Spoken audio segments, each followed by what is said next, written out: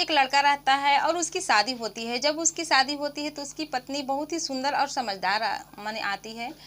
तो सुंदर और समझदार पत्नी को देखकर बहुत खुश होता है। दोनों पति पत्नी एक दूसरे से बहुत ही प्यार करते हैं। फिर ऐसे ही समय बीतता जाता है, 2-3 महीने का समय हो जाता है। उसकी पत्नी जो रहती है वो प्रेग्नेंट हो जाती है। तो जो लड़का रहता है वो कहता है कि मैं मुंबई शहर के लिए कमाने के लिए जा रहा हूँ। तो जो उसकी बीवी रहती है वो रोने लगती है, कहती है कि आप मत जाइए, आप 1-2 दिन के लिए कहीं चले जाते हैं तो मैं परेशान हो जाती हूँ, और आप इतने दिनों के लिए जा रहे हैं, मैं यहाँ पर अकेली कैसे रहूँगी। उसका जो पति रहते हैं वो कहते हैं कि क्या करूं, मैं भी तुमसे बहुत प्यार करता हूं, लेकिन क्या करूं, हम गरीब हैं, हमको बाहर जाना ही पड़ेगा, कमाना ही पड़ेगा, तभी तो हमारी आर्थिक माने जीवन अच्छे से माने जीवन कटेगा। तो उसकी पत्नी कहती है कि मत जाइए, हम लोग थोड़े ही खर्चे में, थोड़े ही बजट में अपना जीवन यापन कर सकते हैं, और थोड़ा बहुत ही कुछ नून रोटी ही खा लेंगे, लेकिन आप हमें छोड़कर मत जाइए, हम लोग साथ में रहेंगे। लेकिन पति मजबूर रहता है, उसको पत्नी को समझा बुझा के और कहता है कि तुम मेरी माँ बाप का ख्याल रखना, अपना ख्याल रखना। ऐसे करके वो मुंबई शहर चला जाता है, और वहाँ पर जाता है तो उसको एक पेंटिंग का काम मिल जाता है, और वो पेंटिंग का काम करने लगता है। फिर अचानक उसके साथ एक घटना घट जाती है। उसको किसी को जो कोबरा सांप रहता है वो डस लेता है। दोस्तों, उसको कोबरा सांप डस लेता है। तो वो लड़का जो रहता है ज़मीन पर गिर जाता है, दर्द से तड़पने लगता है, और वो अपने माँ बाप को याद करता है, अपनी पत्नी को याद करता है जिसको घर में अकेला छोड़कर आया था, और उस सबको याद करने लगता है, और अपने माँ बाप के लिए और अपने पत्नी के लिए एक संदेश लिखता है। और तो दोस्तों, उस संदेश में उस पत्र में क्या लिखता है, आइए आपकी पूरी जानकारी इस वीडियो में बताती हूँ। तो दोस्तों नमस्कार, मैं हूँ ज्योति कुशवाहा, और आपका ज्योति वॉइस चैनल में तहे दिल से स्वागत है। वीडियो में आगे बढ़ने से पहले आपसे रिक्वेस्ट है कि वीडियो अच्छी लगेगी तो लाइक कर दीजिएगा, शेयर कर दीजिएगा, और चैनल को सब्सक्राइब जरूर कर दीजिएगा ताकि हमारा हौसला बढ़ता रहे। तो दोस्तों, आज की ये सच्ची घटना है उत्तर प्रदेश के जिला अंबेडकर नगर की। वहाँ पर एक लड़का रहता है जिसका नाम रहता है रंजीत, और ये उसकी जो बीवी रहती है, जो सुंदर समझदार बीवी मैंने शादी करके लाता है, उसका नाम रहता है जानवी। दोनों पति पत्नी मासूम रहते हैं, 16-17 साल की उम्र में दोनों की शादी हो जाती है। दोनों एक दूसरे से बहुत ही प्यार करते हैं। ऐसे ही समय बीतता जाता है तो जो उसकी बीवी जो वो रहता है तो कहता है कि हम बाहर जा रहे हैं, मुंबई जा रहे हैं कमाने के लिए। उसकी पत्नी रोने लगती है, फिर भी वो उसको छोड़ के चला जाता है, क्योंकि वो बहुत ही गरीब रहता है। वो कहता है कि बाहर नहीं जाऊंगा तो घर के खर्चे कैसे चलेंगे। वो भी अपनी बीवी से बहुत प्यार करता है, लेकिन उसको छोड़ के चला जाता है और कहता है कि मेरे माँ बाप का ख्याल रखना, अपना ख्याल रखना। ऐसे करके मुंबई शहर चला जाता है। तो मुंबई से 70 किलोमीटर दूर एक पहाड़ी इलाका रहता है। नवी मुंबई के खारघर इलाके में उसको एक पेंटिंग का काम मिल जाता है। वो उसको पेंटिंग का काम मिल जाता है तो ठेकेदार के अंदर में पेंटिंग का काम करने लगता है। दरअसल दोस्तों, जो बंगला था वो मुंबई से पुणे जाने वाली हाईवे पर था, जो कि एक सुनसान जगह पर था। वो इलाका बहुत ही सुनसान था, लेकिन जो बंगला था बहुत ही सुंदर बंगला था। तो जो एक ठेकेदार था उसको बंगले का काम मिलता है, और वो जो उसको ठेका मिलता है तो पेंटिंग के लिए उसको रंजीत को काम देता है। और वहाँ पर दरअसल जहाँ बंगला रहता था वहाँ से नीचे आना बहुत ही मुश्किल था। उसको नीचे आने के लिए कम से कम 1 घंटे का समय लग जाता था, तब जाके कहीं मेन रोड मिलता था। तो जो ठेकेदार रहता है वो पेंट का सारा सामान और डेली खर्चे के जो सामान रहते हैं उसको लाके उन लोग को दे देता है, और कहता है कि तुम लोग अपना यहीं पर सब खाना पीना करना और यहीं पर रहना, और माने पेंटिंग भी करना, पूरा काम कर देना। तो जो रहता है रंजीत तो पेंटिंग का काम करने लगता है। और वहाँ पर आपको बता दूं कि वहाँ पर दोस्तों 3-4 लोग ही रहते थे बंगले पर। 1-2 महाजन रहते थे और एक जो माली रहता है वो रहते। महाजन लोग खाना वाना बनाते थे, और माली जो रहता था अपने पेड़ पौधे की रखवाली करता था। तो रंजीत तो वहाँ पर पेंटिंग का काम करने लगता है, और जो बंगले की मालकिन थी उसका नाम था डॉक्टर भावना। वो मुंबई शहर पर में उनको दवा की फैक्ट्री थी, और वहीं पर वो रहती थी। वो कभी कभार अपने बंगले पर आती थी शनिवार को, और रविवार के शाम को ही चली जाती थी। दरअसल वो अपने गाड़ी से अपने बंगले पर आती थी।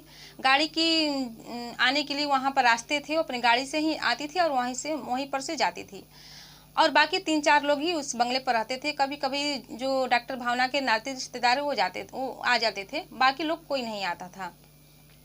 तो ऐसे ही रंजीत काम करने लगता है। फिर काम करते करते 20 दिन ही हुए थे। एक दिन वो पेंटिंग के लिए डब्बे लेने जाता है, पेंट निकालने जाता है, तभी से डब्बे के नीचे से एक किंग कोबरा रहता है, उसको डस लेता है। जब वो कोबरा डस लेता है तो जो रंजीत रहता है वो चिल्लाने लगता है और चिल्लाकर वहीं ज़मीन पर गिर जाता है। तो जो वहाँ के जितने भी लोग रहते हैं वो दौड़कर आते हैं, तो देखते हैं इसको कोबरे ने डस लिया है, तो उसको कोबरे को मार देते हैं।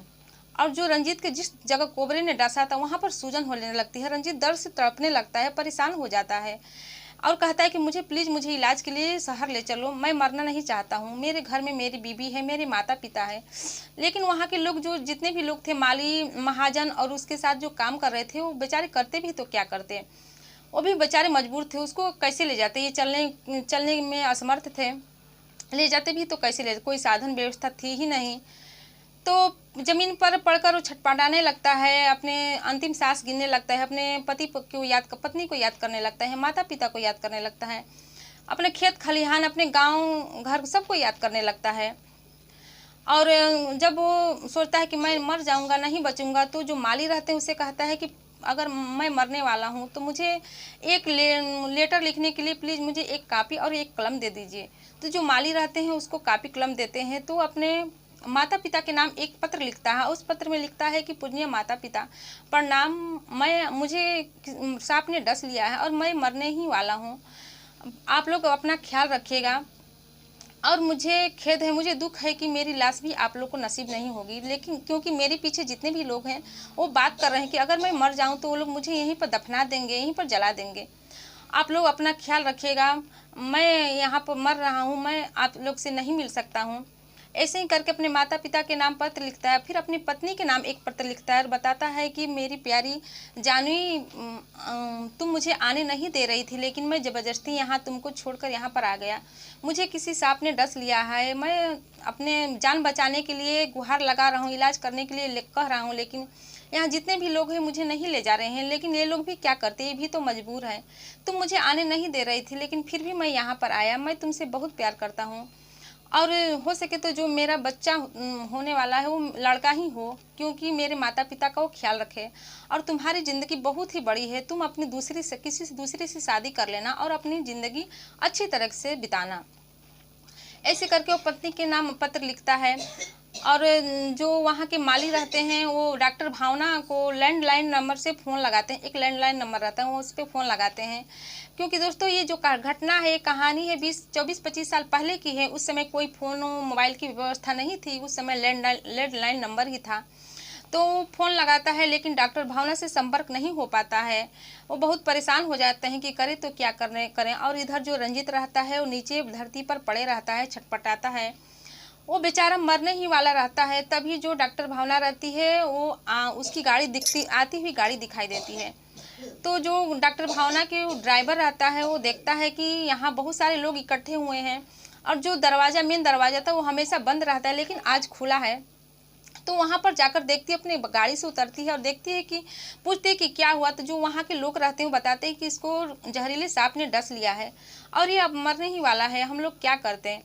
तभी जो डॉक्टर भावना रहती है वो परेशान हो जाती है और अपने यहाँ से एक जो सांप की जहर की जो इंजेक्शन रहता है वो लगाती है और वो लगाकर उसको अपनी गाड़ी में बिठाती है। और वहाँ उसके साथ भी 2-3 लोग आ जाते हैं। 2-3 लोग को लेकर उसको लेकर शहर जाने लगती है और रास्ते में उसको फिर एक और इंजेक्शन लगाती है, उसकी नब्ज को टटोलती है, उससे उसको हमेशा उसको आला लगा के चेक करती रहती है। पूरे रास्ते भर यही करती है और परेशान हो जाती है। दरअसल जो डॉक्टर भावना रहती है वो उसको देख रखी थी कि यहाँ पर बहुत ही जहरीले सांप हैं, इसीलिए वो जो मेन जहरीले सांप रहते हैं उसका वैक्सीन वो रखी थी, पहले से ही फ्रिज में रखी थी।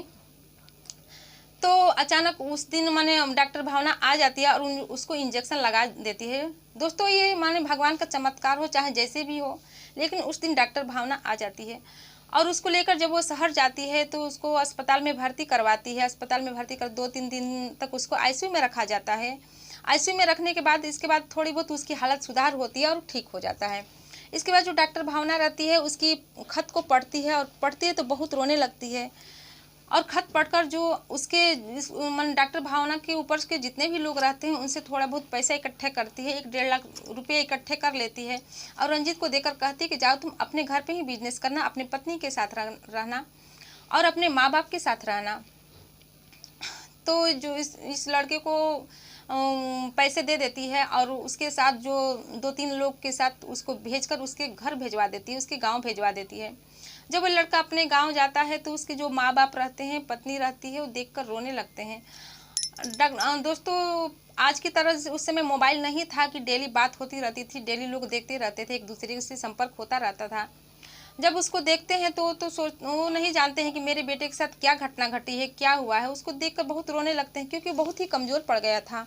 तो उसके जो साथी रहते हैं, उसकी सब घटना उसको उसके माँ-बाप को बताते हैं, उसको उसकी पत्नी को बताते हैं। तो धीरे-धीरे जो रंजित रहता है ठीक हो जाता है और उसके दोस्त उसको छोड़कर चले आते हैं। तो दोस्तों, इस घटना से आपकी क्या राय है, कमेंट बॉक्स में ज़रूर बताइएगा। और अगर ये घटना आपको वीडियो अच्छी लगेगी तो लाइक कर दीजिएगा, शेयर कर दीजिएगा और चैनल को सब्सक्राइब जरूर कर दीजिएगा। फिर मिलते हैं अगले दिन नई वीडियो के साथ। तब तक के लिए जय हिंद, जय भारत।